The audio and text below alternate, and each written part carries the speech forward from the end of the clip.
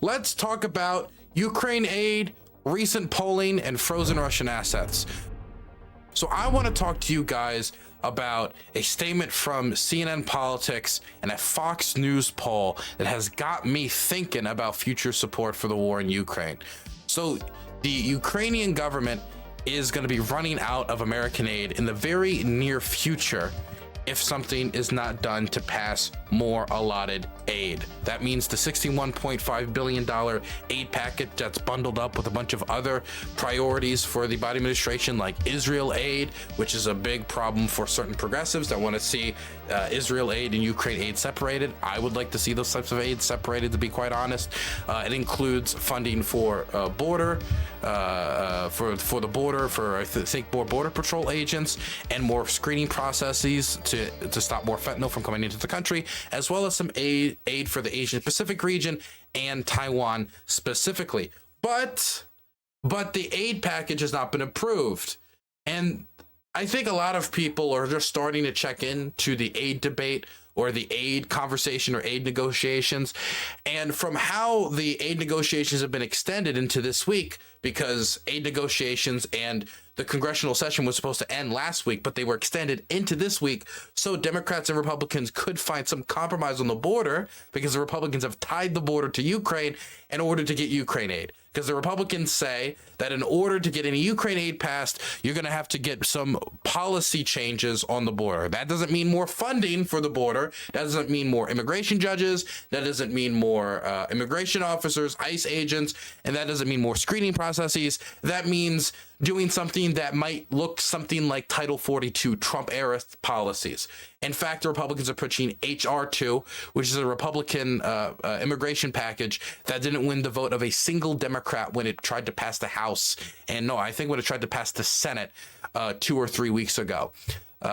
So they're trying to find some compromise this week between H.R. 2 and the Democrats' current immigration priorities, because, you know, it'd be weird if the Democrats beat Donald Trump and then start instituting all of Donald Trump's immigration policies when you ran against him partially on the issue of immigration. It'd be pretty wild, but that seems to be where the current negotiations are.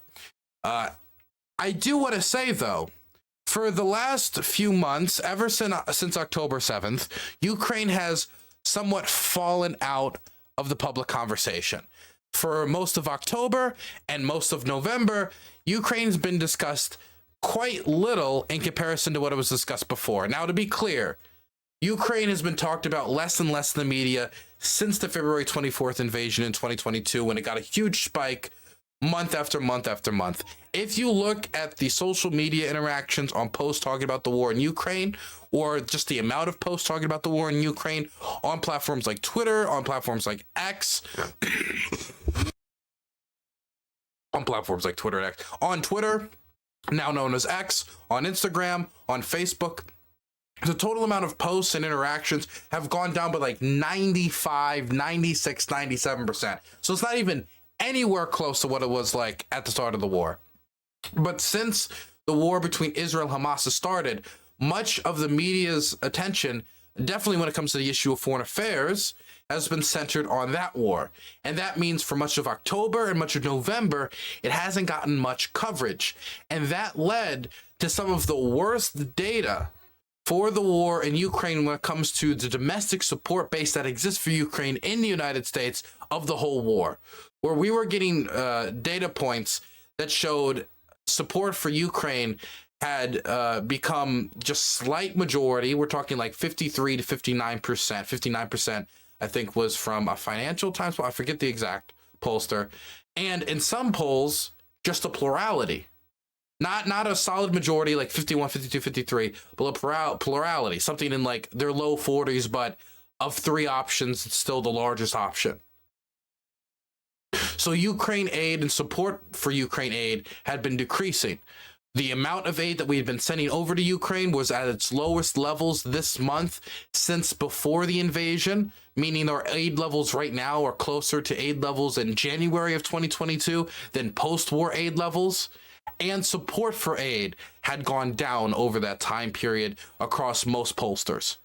Still had a majority of support across most pollsters, or plurality of support and the ones that didn't have a majority of support, but the support was going down and the total amount of aid was going down. And so the response to that was an increase in coverage of aid negotiations and aid to Ukraine during the month of December.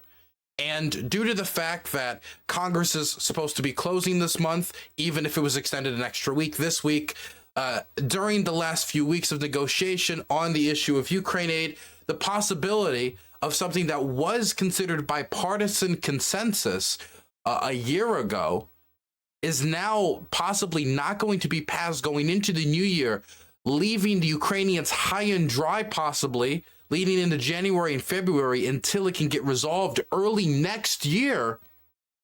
It sends a bad message to the Russians when it comes to possibly encouraging their behavior and making them think our bet to wait until 2025, which is what Sergei Shoigu said in a speech to a bunch of military officers and journalists and commanders, which was that the Russian strategy is to hold out to at least until 2025 after the 2024 elections. I think it's pretty clear.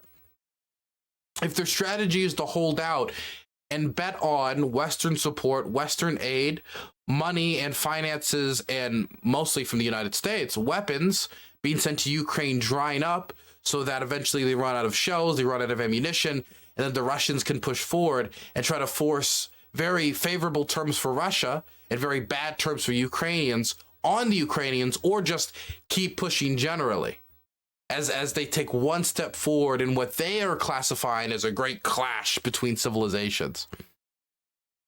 So that doomsday scenario, which felt almost impossible a year ago when Zelensky was visiting Congress and they were holding up a flag from Bakhmut with a bunch of people's names who were fighting in Bakhmut written on them. Congress was all clapping for him. Kamala Harris and Nancy Pelosi was holding up the flag, and they were all giving like long, like multi-minute standing ovations. And a year later, for reasons completely outside of Zelensky's control, according to people like Lindsey Graham, who talked to him about this issue, aid is now being blocked because immigration is being leveraged. I've talked about my distaste for immigration being leveraged in this way, or a totally separate issue like this being leveraged against a very important security issue, very important for Ukraine security, very important for European security. I've already talked about that at length, but I want to talk about the effect of Ukraine re-entering the public conversation and whether the Ukrainian government and advocates for Ukraine have been able to make their case at all during the last month. And I think that they have.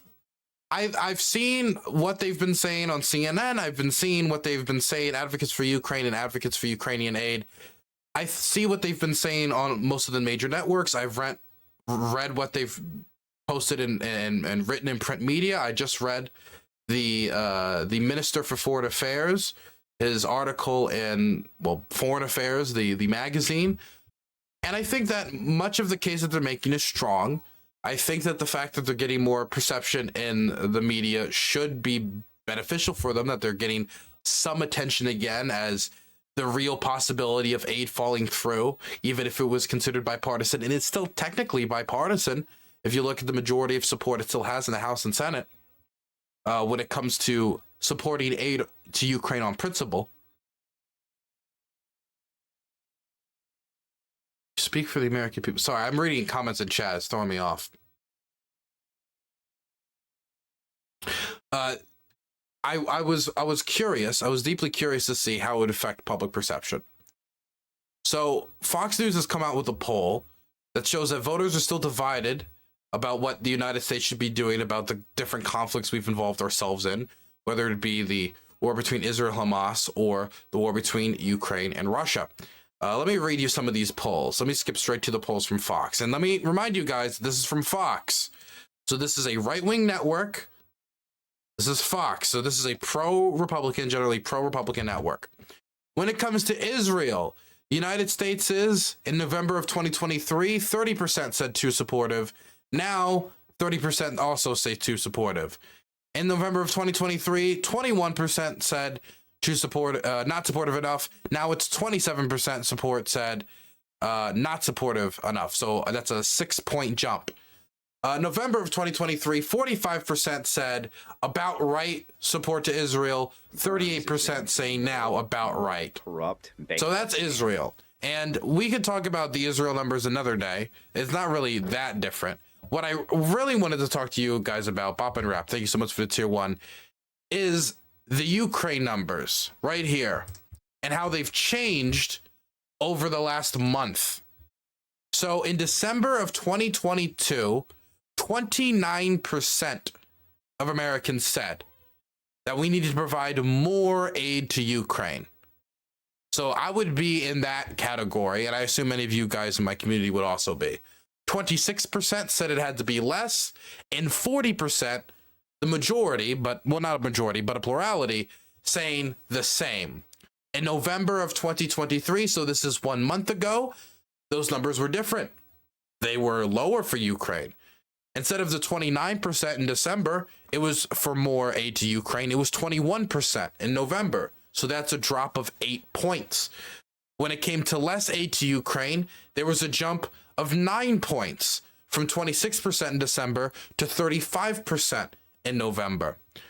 And when it came to the same, it was only a jump of 1 point from 40% to 41%. So it seemed that some people from the group who wanted more went into the group that wanted less, and some group and part of the people who wanted more probably went into the group that wanted the same, and some people who were in the group that wanted the same went into the group that wanted less.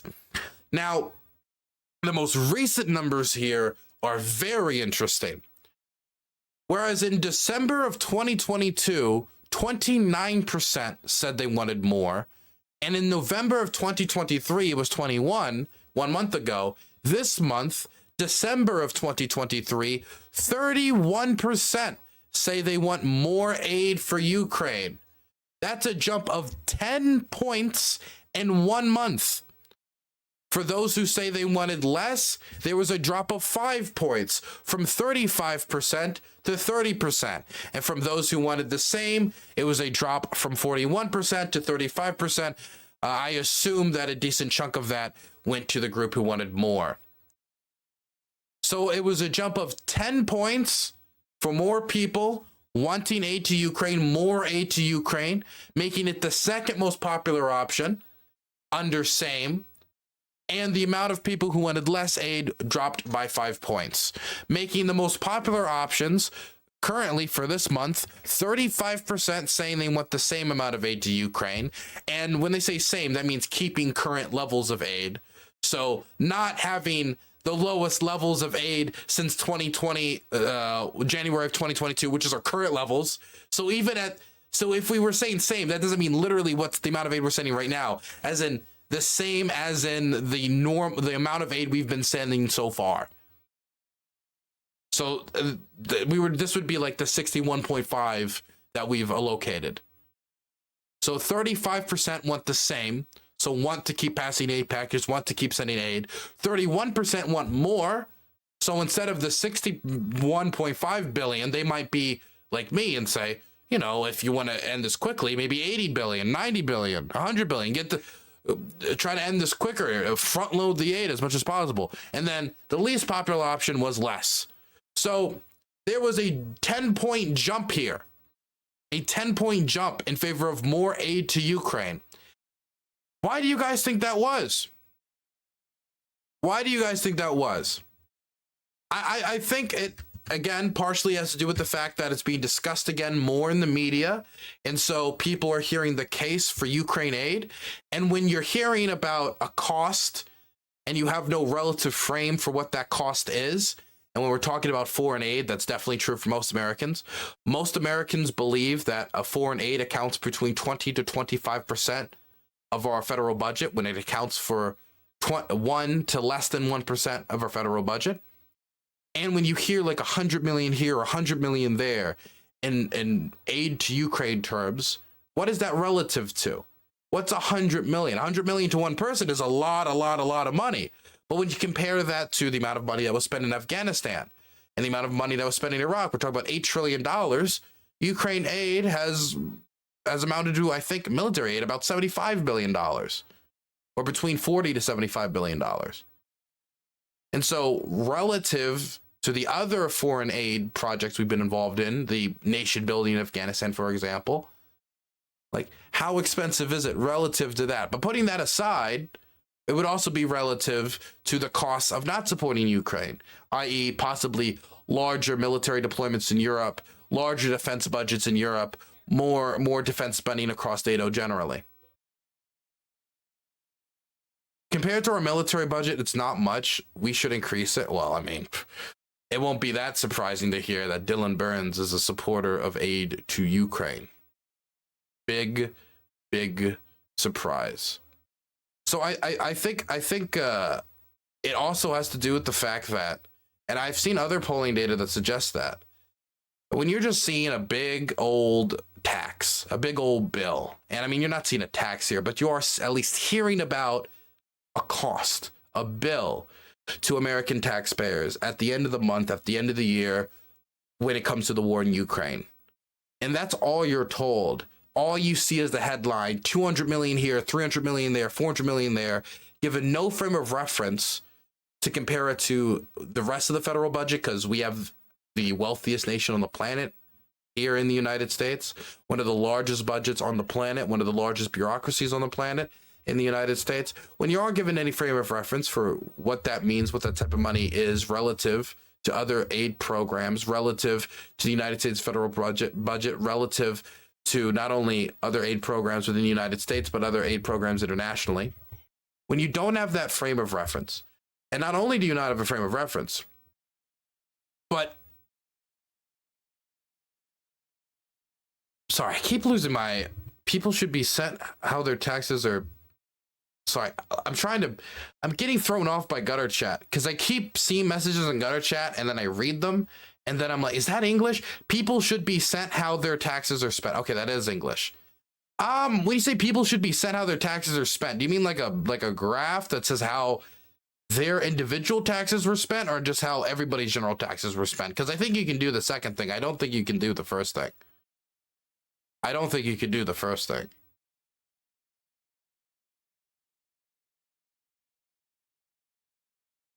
But ultimately, okay, I keep getting taken off track by gutter chat, so I'm just going to reach my main point. I've seen other data sets and other polls done that put forward the idea that American voters, when informed more about the war in Ukraine and the conditions that have been set and what our aid has enabled the Ukrainians to do, support for Ukraine increases. When you tell them that the Ukrainians have taken back over 50% of the territory that they lost since 2022, then support for Ukraine goes up. And we're talking going up. We're talking not, 3 points, 4 points, 5 points. We're talking 10 to 18 point jumps. And we have that data from the Reagan Institute. You might not like the Reagan Institute, but I haven't seen nobody else poll this. And the methodology didn't look wrong. And so now, after a month of dialogue on the topic of aid to Ukraine, after not even a month, like half a month of dialogue, as the end date for negotiations came closer and closer and closer before it was not inevitably extended, before it was extended. Now that we're on the precipice and the discussion of Ukraine aid has reached its highest levels since pre-October 7th, aid numbers to support for aid has not only gone up, support for more aid, according to Fox News, has gone up past December numbers of last year. So before the spring offensive, before the counteroffensive, which did not outseat the Russians and Zaporozhye, and after the Kharkiv and Kherson counteroffensives. So this is a particularly good time when it came to the war and what the Ukrainians had achieved and the momentum they had. And as of right now, we have, this was within the margin of error, we have relatively the same amount of people saying more or slightly more. I think this just shows how important, A, what the media chooses to focus on when it comes to shaping public perception and the importance of continuing to focus on the largest war of Europe in World War II. I think that's the first thing it shows. And I think the second thing it shows is B, that when the Ukrainians are in the room to make the case, when the Ukrainians are given the opportunity to grab the microphone and say why they need assistance, they seem to make a good case and they seem to change minds. When people say, war weariness and they're tired of the war, I want you to remember what they're talking about. They're not, the Americans that are talking about war weariness are not fighting on the front lines. They're not doing charges into the front. And American aid to Ukraine has not directed their life, has not impacted their life directly in relation to the war in any way that's tangible. You could say that the Russian invasion of Ukraine has affected grain prices. You can point to things like that. But when it comes to how much Americans are being charged, there's been no Ukraine allocated tax. And so when people say they're war weary, I don't really know what that means. It's hard to wrap my head around it. Does that mean that you're weary of hearing sad war reports? Does it mean that you've lost interest in the war from watching it since it's not talked about on the news as much anymore? And so since, there's not like keys jangling in front of your face, it's hard for you to support the initiatives or continue to support aid? Because it looks like right when people started dangling keys again, people were like, yeah, support Ukraine. Is that what the war weariness is? Or is the war weariness a genuine feeling that we're flushing our money down the toilet, even if relative to other American military aid programs, considering the scale of combat, it's still been pretty cost effective? What do they mean when they say war weariness? I mean, the public support of the war has ebbed and flowed in great amounts. Month by month, a 10-point jump in when people saying that Ukraine needs more or less aid. A 10-point jump in favor of more. This shows that people's opinions of the war are still very malleable and what we should do in reaction to it. So anybody who thinks or says that the war for public perception is inevitably lost as time goes on, this data from Fox News does seem to contradict that.